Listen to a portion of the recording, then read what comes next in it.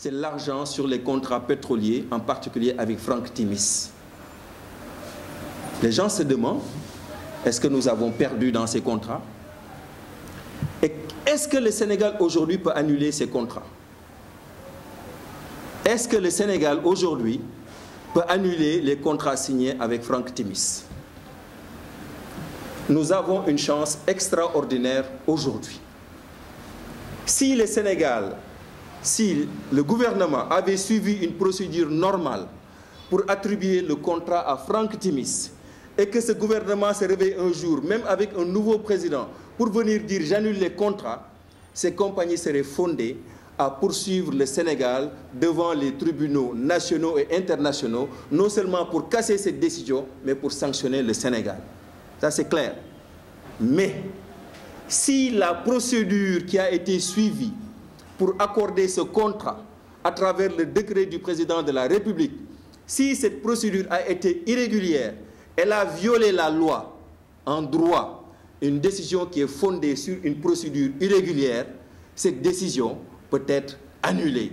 Et donc ces acteurs ne pourraient pas aller ester en justice contre l'État du Sénégal. Donc la réponse en ce qui concerne Franck Timis, c'est que nous sommes aujourd'hui en mesure effectivement d'annuler ces contrats. Et c'est pour ça, nous, l'une des initiatives que nous comptons prendre, c'est effectivement d'aller auprès de la Cour suprême et d'introduire une demande en annulation de ces contrats.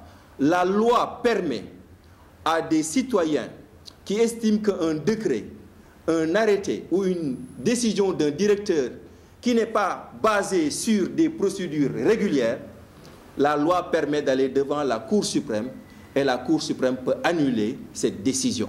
Ça aussi, c'est quelque chose que nous voulons entreprendre parce que nous disons que nous sommes les propriétaires de ces ressources. Si nous sommes les propriétaires de ces ressources, nous n'avons pas besoin d'attendre qui que ce soit pour entreprendre cette action auprès de nos tribunaux. Et ça permettra au Sénégal de redéfinir les termes de ce contrat. Encore une fois, les compagnies n'iront pas devant les autres tribunaux. Pourquoi? Parce que Franck Timis sait que la procédure qui a été suivie est irrégulière. Comment nous le savons? Parce qu'aujourd'hui, il y a un rapport de l'IGE. Ce n'est pas mon opinion, ce n'est pas l'opinion d'un acteur politique. C'est l'IGE qui a documenté toute la procédure et qui a dit que la procédure qui a été suivie est irrégulière et a violé la loi. Donc, il y a un document officiel de l'État qui dit que la décision, que la procédure qui a été suivie pour prendre le décret pour attribuer le contrat à Franck Timis, il y a un rapport de l'IGE qui dit que cette procédure a violé la loi.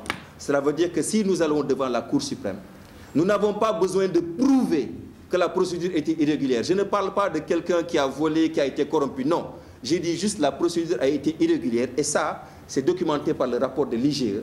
Et sur cette base, la Cour suprême devrait pouvoir constater que le décret qui a été pris, que le président ait été informé ou pas, peu importe, que les gens aient reçu de l'argent ou pas, peu importe. L'essentiel, c'est que la procédure était irrégulière et a violé la loi. Dès lors qu'une procédure est irrégulière et a violé la loi, et que sur la base de cette procédure, une décision de type décret ou arrêté a été prise, la Cour suprême, devant la Chambre administrative, est fondée à annuler cette décision. Et ça permettrait de nous asseoir avec toutes les parties prenantes et de discuter et de renégocier ces contrats. Et ce sera à l'avantage de tout le monde.